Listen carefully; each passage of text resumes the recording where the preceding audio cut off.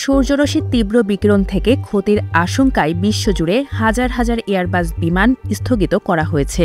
বিজ্ঞানীরা আশঙ্কা করছেন এই বিকিরণ উড়োজাহাজ নিয়ন্ত্রণের জরুরি তথ্য নষ্ট করে দিতে পারে। এই ঘটনার জেরে বিশ্বব্যাপী ফ্লাইট চলাচলে মারাত্মক দেরি ও জটিলতা তৈরি হয়েছে।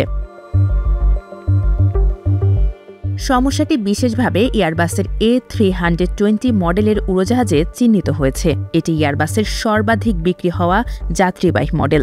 পরিস্থিতি সামাল দিতে এয়ারলাইন্সগুলোকে দ্রুত তাদের উড়োজাহাজের সফটওয়্যার হালনাগাদ করার নির্দেশ দিয়েছে এয়ারবাস কর্তৃপক্ষ। এর ফলে বিশ্বজুড়ে প্রায় ৬,০০০ উড়োজাহাজের চলাচলে বিঘ্ন ঘটার আশঙ্কা করা হচ্ছে।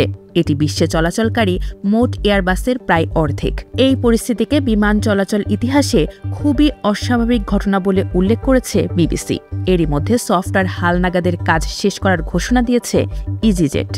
সর্বশেষ তথ্য অনুযায়ী বিবিসিকে কর্মকর্তারা বলছেন, ঘণ্টার পর ঘণ্টা চলাচল স্থগিত থাকার পর ফ্লাইটগুলো আবার স্বাভাবিক অবস্থায় ফিরতে শুরু করেছে।